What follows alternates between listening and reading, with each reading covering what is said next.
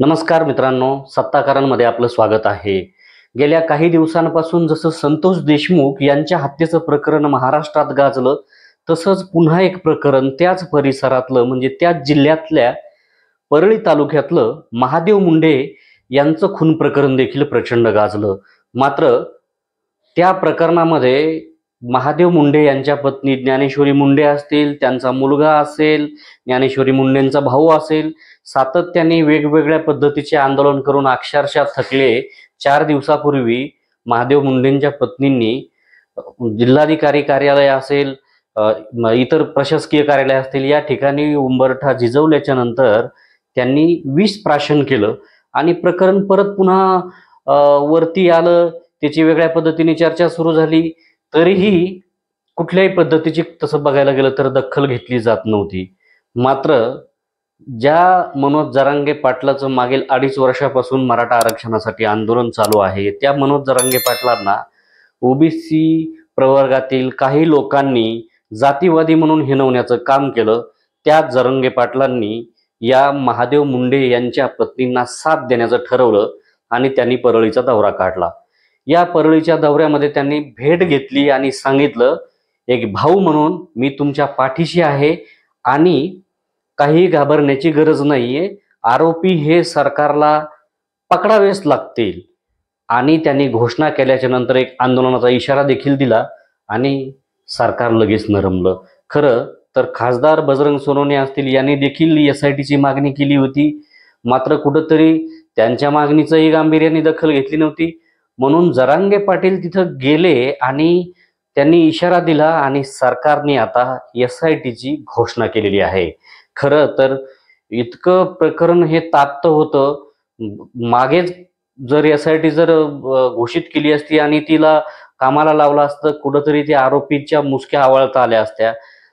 या प्रकरणामध्ये एक पुन्हा एक आता वेगळी बाजू एक समोर अशी येते. बाळा बांगर जे आहेत, त्या बाळा बांगरांनी आज पत्रकार परिषद घेतली आणि या पत्रकार परिषदेमध्ये हाच विषय सांगून त्यांनी ही हत्या जी आहे महादेव मुंडेंची, ही वाल्मिक कराडनीच केली. जसं संतोष देशमुखांच्या हत्येचा मुख्य सूत्रधार म्हणून वाल्मिक कराडचं नाव पुन्हा आलं. वाल्मिक कराड सध्या जेलमध्ये आहे, बाकीचे इतर सहकारी देखील जेलमध्ये आहेत.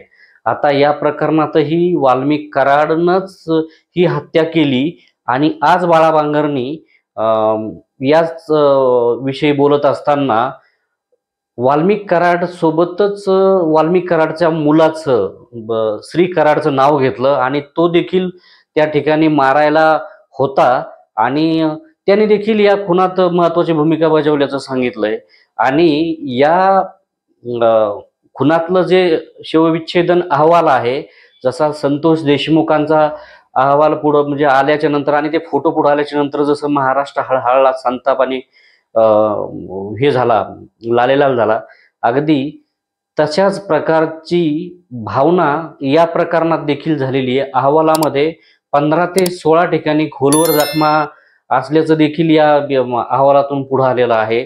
बाळा बांगरनी हे सगळं पुढं आणलं. काही दिवसापूर्वीच बाळा बांगरांनी या संदर्भात आवाज उठवला होता, पण सांगितलं होतं की ही माझी माहिती मी वेगवेगळ्या ठिकाणी वेगवेगळ्या भागात म्हणजे राज्यातले असेल किंवा देशातल्या वेगवेगळ्या भागाला फिरायला गेला असताना ही पुरावे नष्ट होऊ नयेत म्हणून त्या भागात ठेवली आणि ती मग नंतर रिकवर करून ती कुठंतरी माध्यमांच्या समोर वगैरे आणण्याचं काम केलेलं आहे. तर या प्रकरणामध्ये कुठंतरी जरांगे पाटलांनी उडी घेतली आणि लगेच सरकारला नमावं लागलं.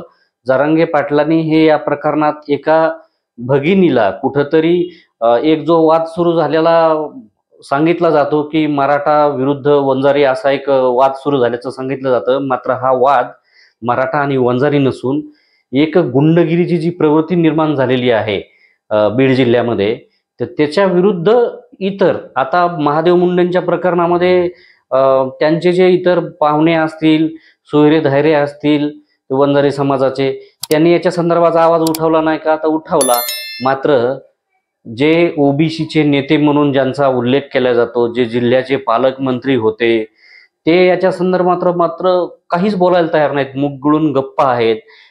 जनतेच्या मनातल्या, लोकांच्या मनातल्या ज्या मुख्यमंत्री म्हणून ज्यांची मागे चर्चा झाली, त्या मंत्री पंकजा मुंडे या देखील या संदर्भात गांभीर्याने काहीच घ्यायला तयार नाही. खरं तर त्यांच्याकडे एक वेगळ्या आशेने बघतात, कुठंतरी त्यांच्या मागे समाज उभा राहतो.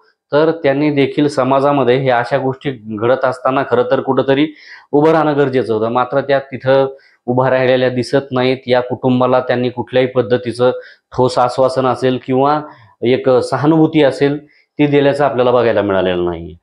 त्यामुळं या प्रकरणामध्ये आता सातत्याने त्यांच्या जवळीक असलेले जे पाहुणे असतील, मित्रपरिवार असेल, जवळचे नातेवाईक असतील, यांनी आवाज उठवल्याच्या नंतरही सरकारनं मत नव्हतं. मात्र जरांगे पाटलांनी परळी दौरा काढला, त्यांची भेट घेतली आणि हे प्रकरण कुठंतरी अजून वेगळ्या याला चर्चेला आलं आणि त्या ठिकाणी आता SIT घोषित झालेली आहे.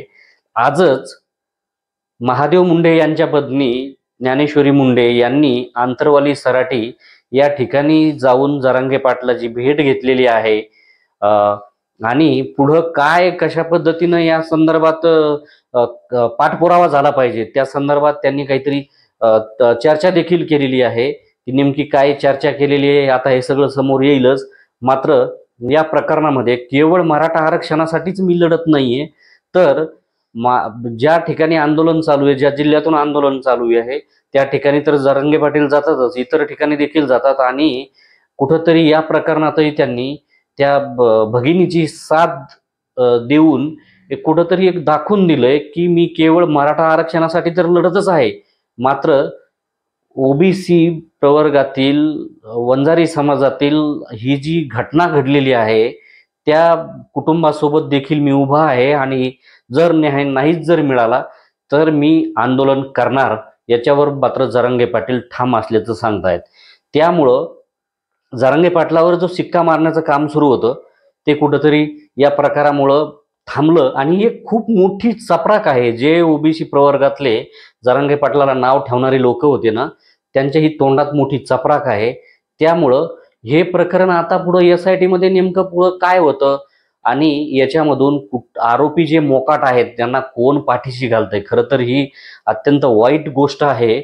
इतक्या दिवसांपासून त्यांच्या घरातल्या लोकांना न्याय मागण्यासाठी अक्षरशः उंबरठे झिजून विष प्यावं लागलं, तर कुठंतरी थोडंसं जागं झालं, नंतर जरांगे पाटलाला जावं लागलं. त्यामुळं हे प्रकरण आपण बघतोय तसं तितकं असं वरवरचं नाहीये. याच्यात खूप जणांचे इंटरेस्ट आहेत. कोण पाठीशी घालतंय हे बीडच्या जनतेला आणि मराठवाड्यातल्या जनतेला देखील माहितीच आहे. मात्र या प्रकरणामधले धागेदोरे समोर येत असतानाच अजून याच्या मागचे जे कोणी आका आहेत ते देखील आता या निमित्ताने समोर येतील. या संदर्भात आपल्याला देखील काय वाटतं आपण देखील कमेंटच्या माध्यमातून व्यक्त व्हावं. आमचा व्हिडिओ आवडला तर तो शेअर करावा, लाईक करावा. धन्यवाद.